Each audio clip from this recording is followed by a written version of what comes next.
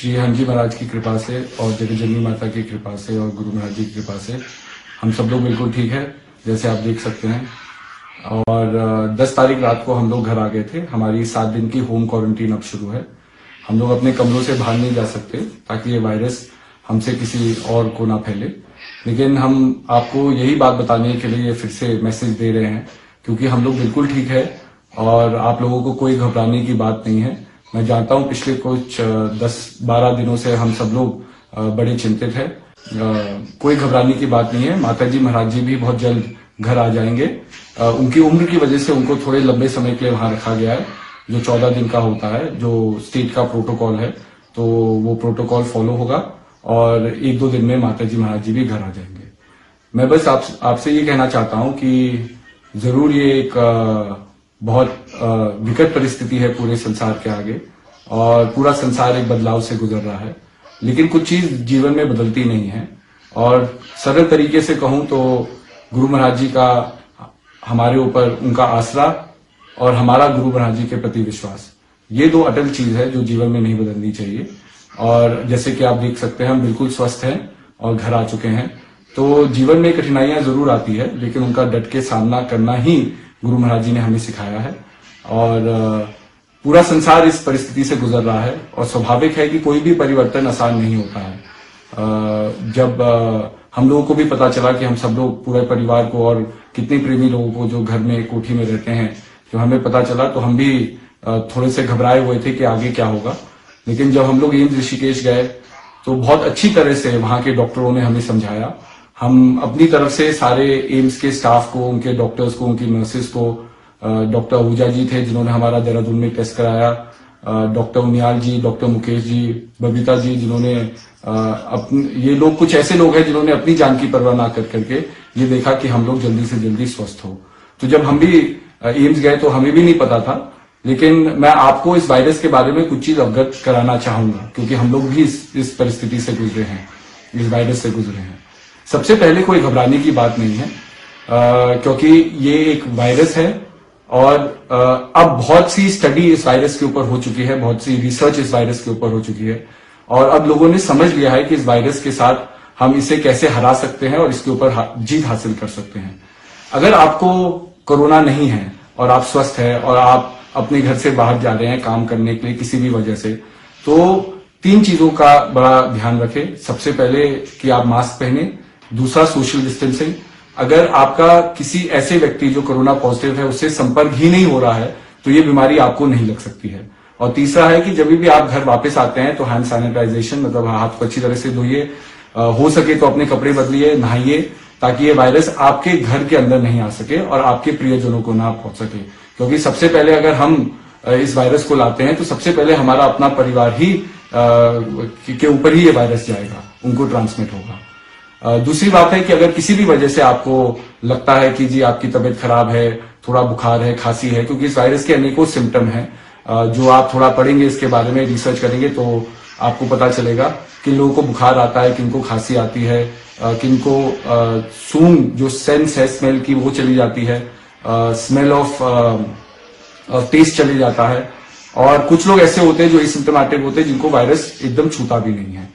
लेकिन अगर आपकी तबीयत खराब है तो सबसे पहले अपना टेस्ट कराइए। टेस्ट कराने में कोई हर्ज नहीं है। अब होम आइसोलेशन और होम क्वारंटीन की भी पॉलिसीज निकली हुई है, जिससे आप अपने घर में ही रह करके अपना इलाज करा सकते हैं। इस वायरस को पहले समझिए। अगर आप किसी के संपर्क में आते हैं तो जरूरी नहीं कि आपको वायरस एकदम आपके शरीर के अंदर प्रवेश करेगा। इसका एक इंक्यूबेशन पीरियड होता है जो 2 से 4 दिन का होता है। 2 से 4 दिन ये वायरस आपके शरीर में रह सकता है। अगर आप टेस्ट कराएंगे तो ये नेगेटिव आएगा, क्योंकि ये आपके शरीर में पूर्ण रूप से प्रवेश नहीं किया है। और दूसरी बात ये होती है कि जब ये वायरस आपके शरीर में आता है तो सबसे पहले कोई ना कोई सिम्टम आपको आएंगे। जिस तरह से किसी को खांसी, बुखार, कोई बुखार 1-2 दिन का ही होता है और आदमी ये नहीं जान पाता कि कोरोना की वजह से है कि जनरली वो बीमार है। तो ये पीरियड जो होता है ये करीब 10 से 14 दिन का रहता है, जिसमें वायरस आपके शरीर में रहता है और आपसे किसी और को आसानी से सट जाता है। इसलिए क्वारंटीन पीरियड 14 से 17 दिन का रखा गया है इसमें, ताकि ये वायरस किसी और को ना लगे। दूसरा, अगर आप कोरोना पॉजिटिव होते हैं तो आपको कोई घबराने की बात नहीं है। जैसे हम लोग भी अस्पताल गए, बहुत अच्छी तरह से हमारा वहां ट्रीटमेंट हुआ, मैनेजमेंट हुआ। और अगर आप बहुत सोच समझ करके कुछ कदम उठाएंगे तो ये वायरस आपको छू नहीं सकता। सबसे पहली बात है कि वायरस में अपने सिम्टम्स को मॉनिटर करना बहुत जरूरी है।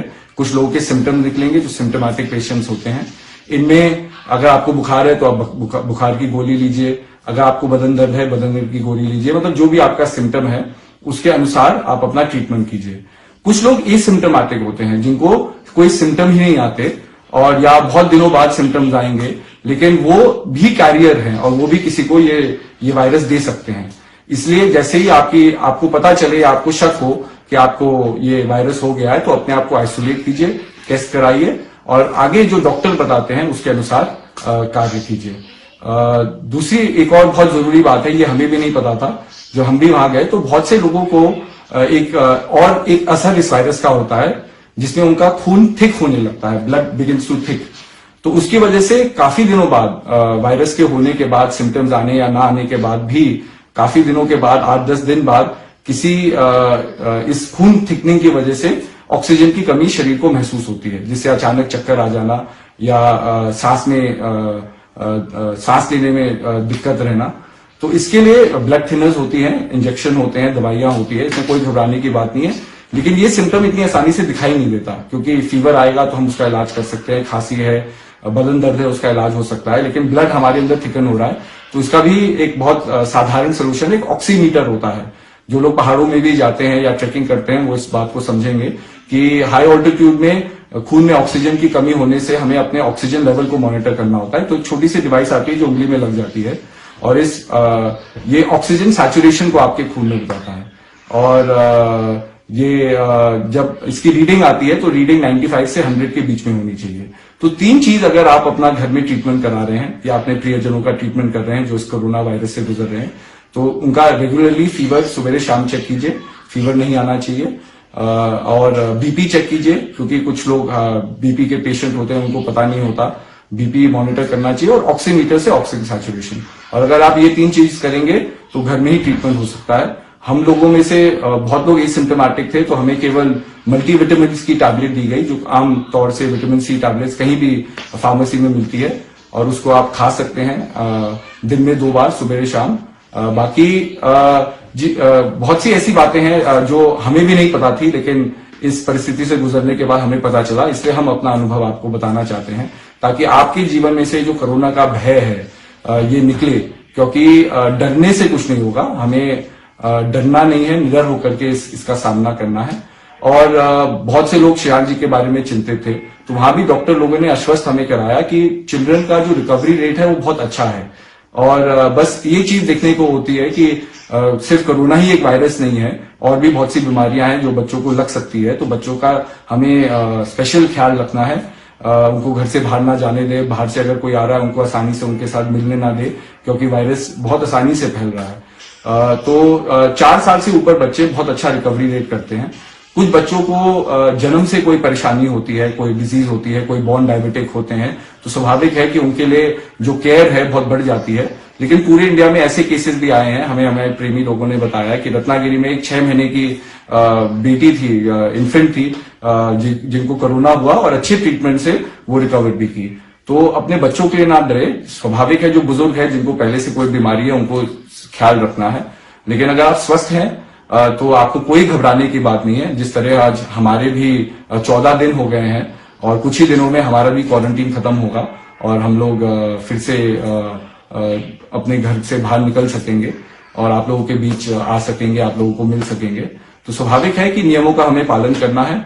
कुछ चीजें जो मैंने बताई बड़ी शेष है, social distancing, personal hygiene, personal sanitation और मास्क का पहनना। और सबसे बड़ी बात है कि घबराने की कोई जरूरत नहीं है। और हम लोग भी इस परिस्थिति से गुजरे हैं तो स्वाभाविक है कि कुछ सुझाव हमें आते हैं। सबसे पहले जो देश में कोई भी नीति बने तो नीति डॉक्टरों की राय से बने। जो डॉक्टर दिन रात 2 महीने 3 महीने से इस वायरस से लड़ रहे हैं, इस महामारी से लड़ रहे हैं, उनको परफेक्ट नॉलेज है कि इसका ट्रीटमेंट क्या है, इसका डायग्नोस क्या है। दूसरा, अगर हम कोई नियम लगा रहे हैं तो ये वायरस पूरा संसार इस वायरस से गुजर रहा है, पूरा भारत देश इस वायरस से गुजर रहा है। कोई एक राज्य ऐसा नहीं है भारत देश में जहां ये वायरस ना पहुंचा हो। और लोगों को परेशानी इस वायरस से ना हुई हो।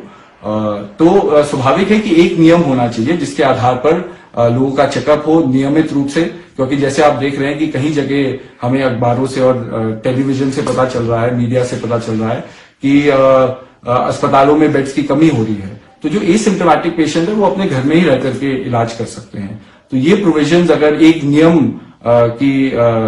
एक नियम में आए तो मैं मानता हूं कि बहुत अच्छी तरह से हम आने वाले समय में, क्योंकि ये कोरोना वायरस आगे बढ़ेगा ही, आप देख रहे हैं कि बहुत कम दिनों में ही 2 लाख से 3 लाख संख्या हमारी हो गई है, और आगे अगर इसी रेशियो में अगर 10 दिन में हर चीज डबल हो तो आप मान ही सकते हैं कि आने वाले 1-2 महीने में ये वायरस कितना फैल सकता है। तो स्वाभाविक है उसका बेटर मैनेजमेंट आज हमें करना है। ऐसा नहीं है कि प्रशासन और बहुत से लोग हैं, इसमें पुलिस कर्मचारी है, स्वास्थ्य सेवक हैं और सेविकाएं हैं, डॉक्टर लोग हैं, नर्स लोग हैं, हॉस्पिटल का स्टाफ है, और कितने लोग हैं जो अपनी जीवन की परवाह ना कर करके और लोगों की सुरक्षा के लिए अपना कर्म कर रहे हैं। लेकिन स्वाभाविक है कि अगर हम कोई नई चीज सीखते हैं तो उसको भी नियम में लागू करना चाहिए ताकि जनता को सहूलियत हो।